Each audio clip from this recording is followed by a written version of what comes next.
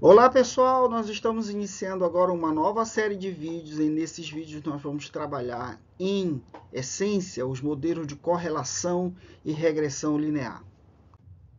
Nós temos discutido nos vídeos anteriores, análises estatísticas cujo objetivo é analisar diferenças entre os grupos. Comparar, por exemplo, o grupo A com o grupo B para saber qual que tem a melhor ou a pior resposta.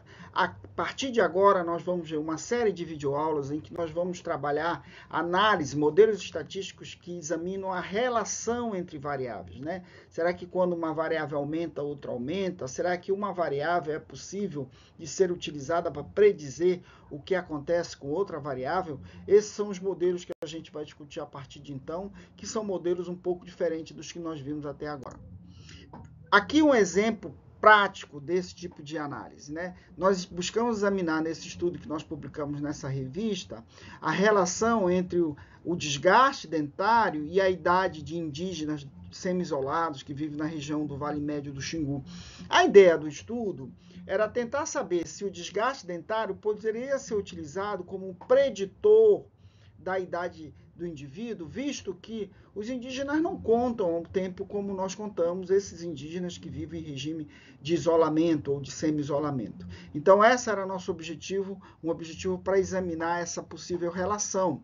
Então, a primeira construção que nós temos que fazer é saber se existe uma relação. Será que quando o desgaste aumenta, a idade aumenta? E depois, então, medir a acurácia, o quanto isso está intimamente relacionado. Foi o objetivo desse trabalho, que exemplifica quando que nós vamos utilizar uma análise de correlação ou uma análise de regressão.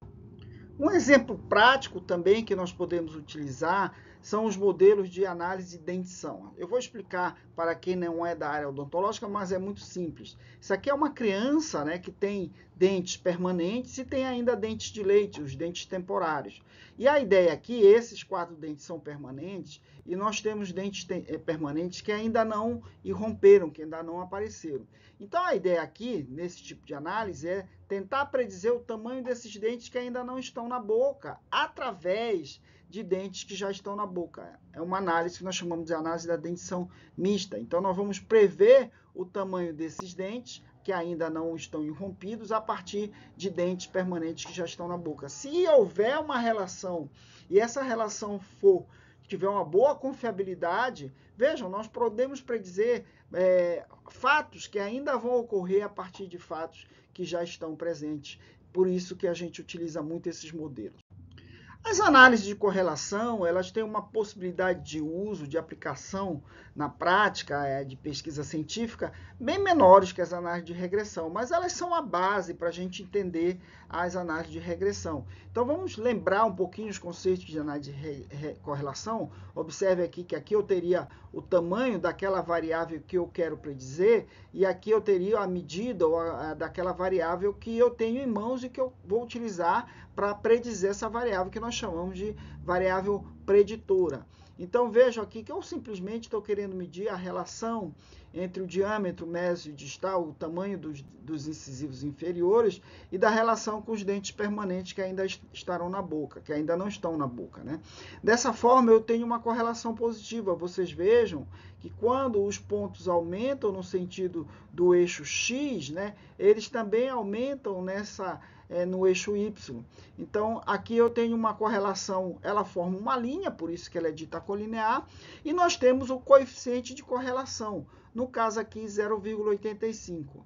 Se esses pontos estivessem todos em cima dessa linha, nós não teríamos erro, Então, dessa forma, nós teríamos um R que seria igual a 1. Uma correlação perfeita, positiva, quando um aumenta, o outro aumenta, é expressa por um R igual a 1. Mas toda correlação positiva, o R é maior que zero, significa que quando uma variável está aumentando, a outra também estará aumentando.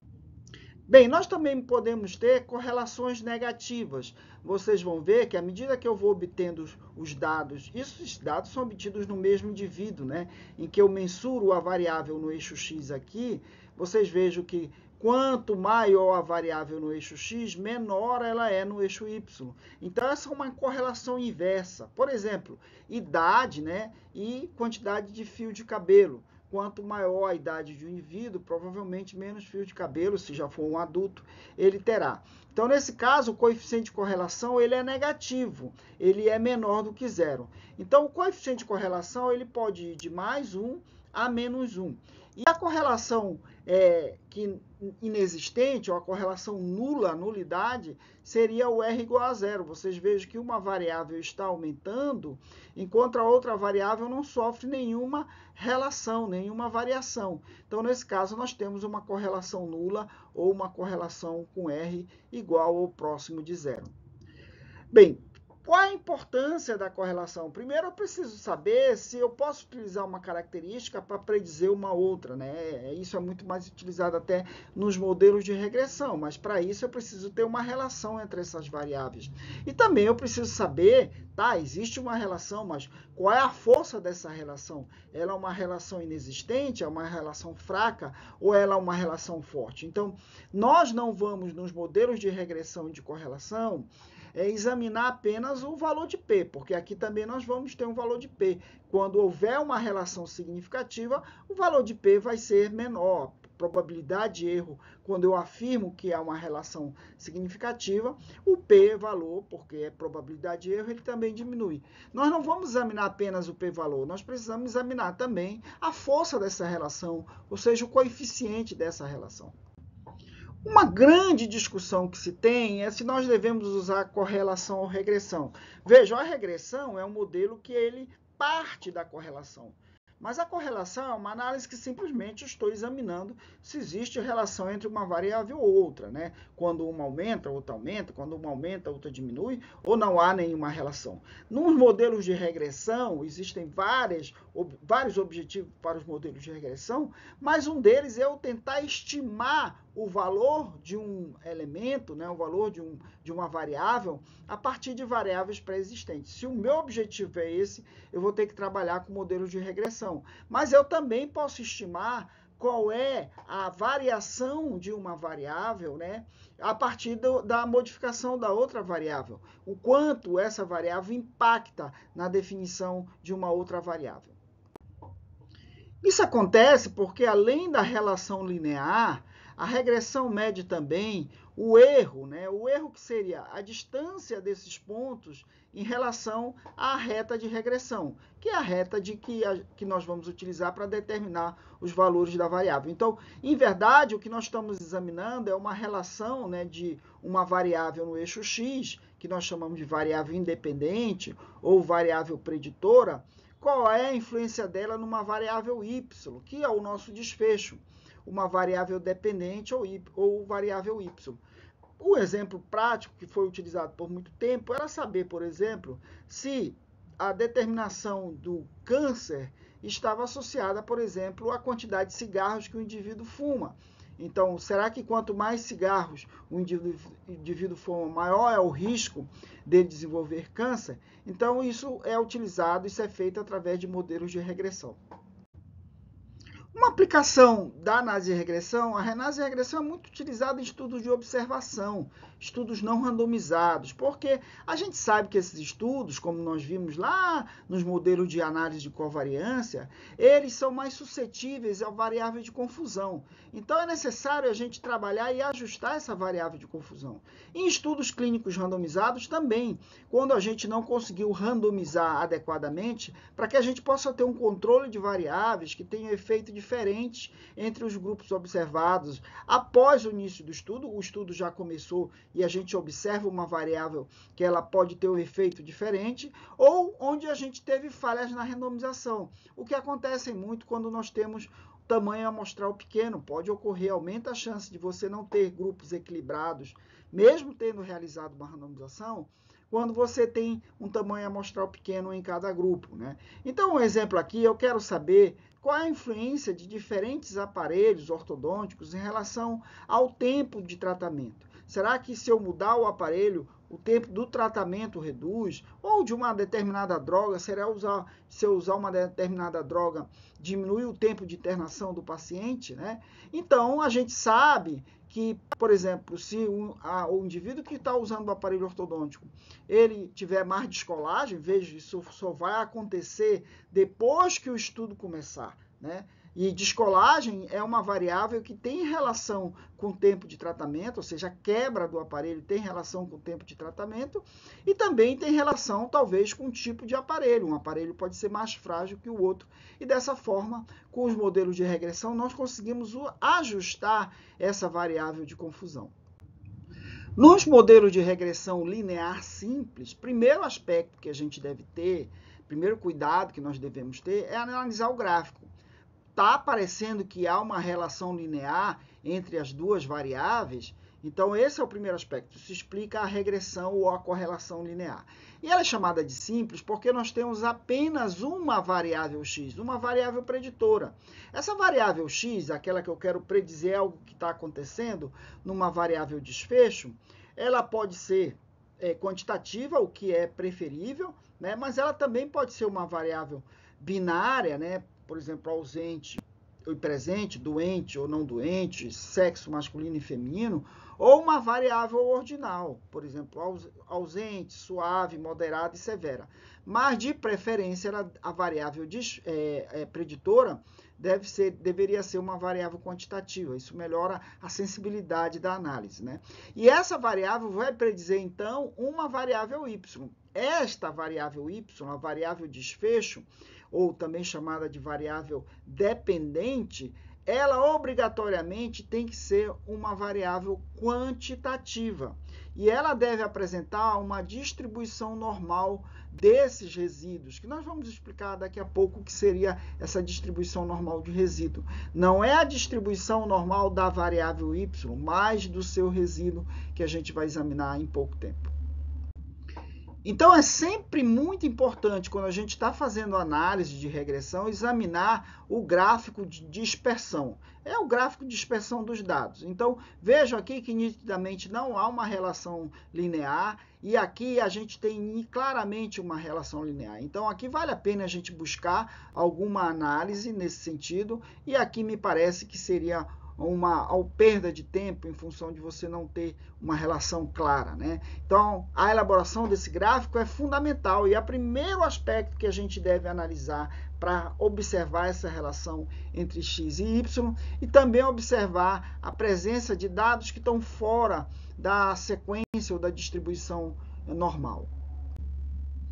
Vejo aqui, por exemplo, eu vou examinar a relação de duas variáveis. Essas são variáveis odontológicas, mas o que importa aqui é o conceito. Então, o primeiro passo, como eu disse, é a análise do gráfico, e nos primeiros pontos, vocês vejam aqui que nitidamente formam uma relação linear, né? Quando essa variável, que nós chamamos de tempo, é um tempo, aumenta, quanto maior o tempo, maior a resistência desse produto, desse material. Mas vejo que a partir de 50 a 60 segundos, né? Agora a relação se inverte. Quanto maior o tempo, menor a resistência. Se você não examinar isso e jogar diretamente, por exemplo, um exame de correlação, uma análise de correlação linear, o seu valor de R, o coeficiente de Pearson, vai ser igual a zero. Isso dizendo que não existe relação entre essas variáveis. Quando de fato existe, você não está utilizando o modelo adequado, né? Para a regressão, daqui a pouco nós veremos, o beta zero significa que não há uma relação, uma determinação de uma variável em relação a outra variável. Não é nosso objetivo discutir pormenores de fórmulas estatísticas, mas é sempre interessante a gente entender os componentes da fórmula da análise de regressão, porque eles vão ser elementos importantes para a gente poder aprender a dar um diagnóstico sobre os nossos resultados. Vejam aqui, por exemplo, né, que nós estamos tentando desvendar, né, o nosso desfecho seria a nota de bioestatística de alunos de uma sala de aula, a partir sabendo apenas quantas horas eles estudaram. Então, nós vamos ver que há uma relação linear, é esse primeiro aspecto que a gente avalia numa análise de regressão. Há nitidamente uma relação linear, se forma uma linha, uma reta, e essa reta ela passa entre esses pontos por um modelo que nós chamamos de mínimo quadrado, mas ela vai se ajustar perfeitamente ao máximo possível entre esses pontos. Bem, nós observamos que é uma relação linear, essa é uma relação direta, ou seja, quando aumenta a hora de estudo, aumenta a nota de bioestatística, mas a gente percebe que há alguns erros, né? Alguma distância de alguns elementos em relação à reta. Vejo, por exemplo, que esse indivíduo estudou 2 horas, ele tirou nota 3, esse indivíduo estudou 8 horas e tirou nota 8,5, 9.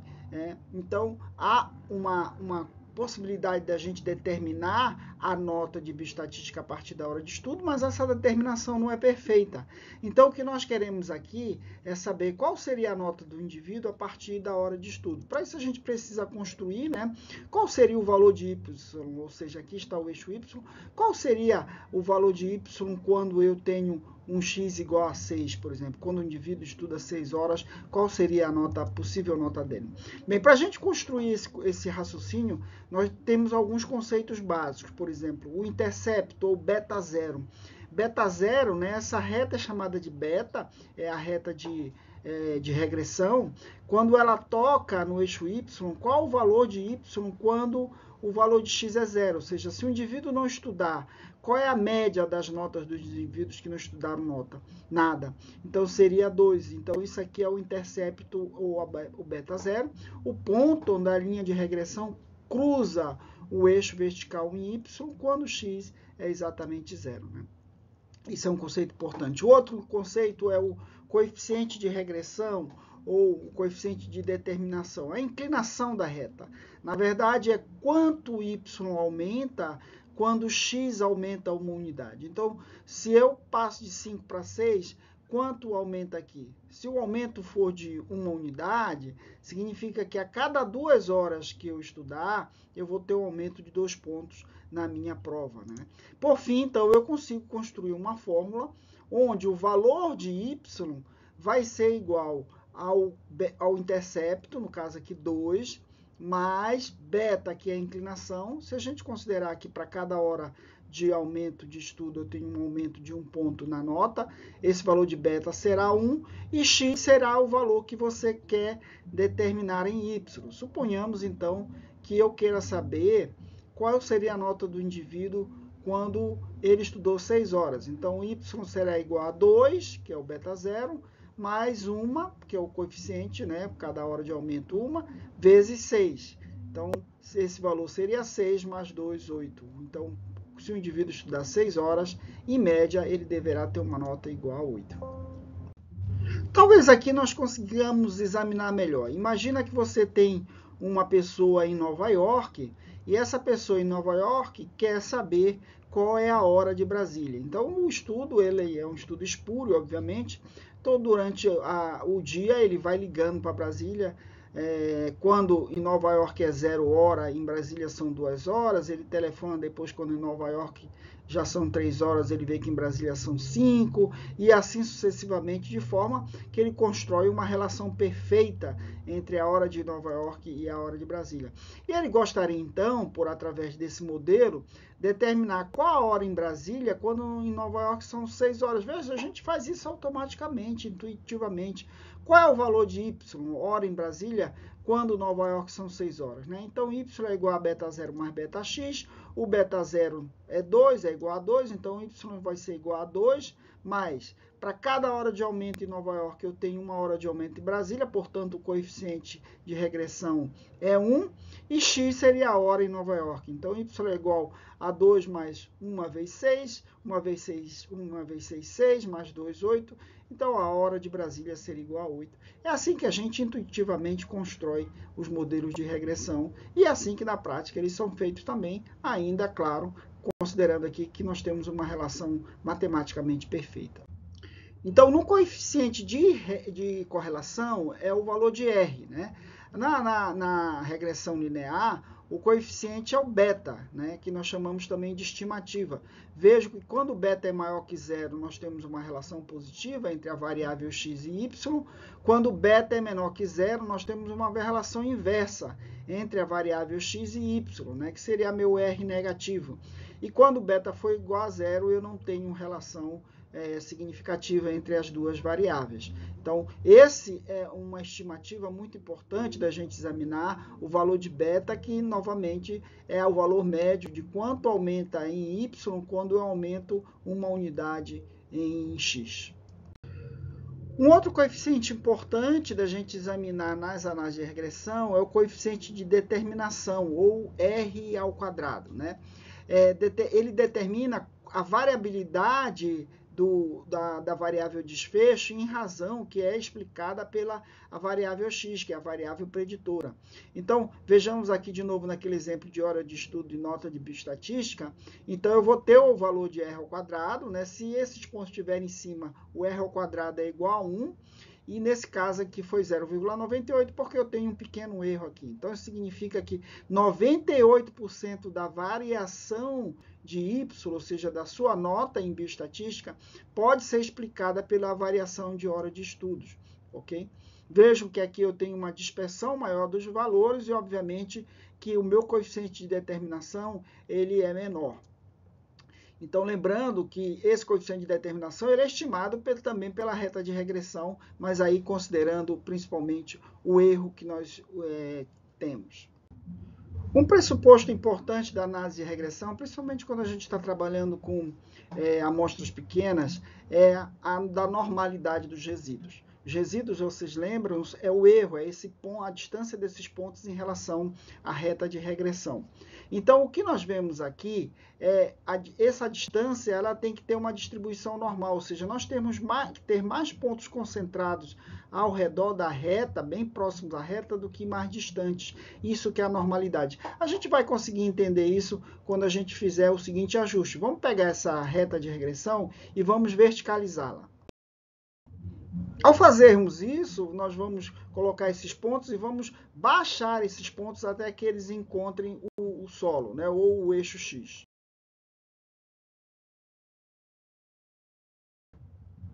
Nitidamente, a gente consegue observar que nós temos mais pontos, se a gente empilhar esses pontos, nós temos mais pontos próximos, né, dessa linha da reta de regressão do que mais distantes. Então, isso aqui determina a normalidade dos resíduos, embora haja análises estatísticas específicas para isso, nós vamos colocar em seguida. Outro pressuposto também é a homogeneidade das variâncias, né? Ou seja, essa distância aqui nós temos que, em toda a reta, no sentido da reta, nós temos os pontos em distância aproximada, né? Se eu fizer um corte desse ponto para frente, a distância dos pontos é muito aproximada em relação a esses. Ao contrário, se a gente tivesse uma situação como essa, em que aqui eu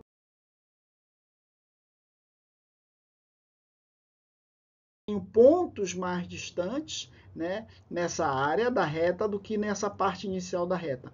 Então, aqui eu tenho uma heterogeneidade da variância do resíduo. Apenas para que a gente possa entender como é que nós fazemos a análise de regressão. Vejam, aqui eu tenho uma variável preditora, x, que é o desgaste dentário em um grupo indígena, e aqui eu tenho a idade desses mesmos indivíduos. Cada ponto desse, como vocês sabem, é um indivíduo. Eu estou tentando predizer a idade do indivíduo sabendo o quanto de desgaste que ele acumulou na vida, né? Então, primeiro a gente consegue observar que a cada aumento do desgaste há um aumento, há uma relação direta com a idade, e o coeficiente de determinação, o R ao quadrado, foi igual a 86,2%.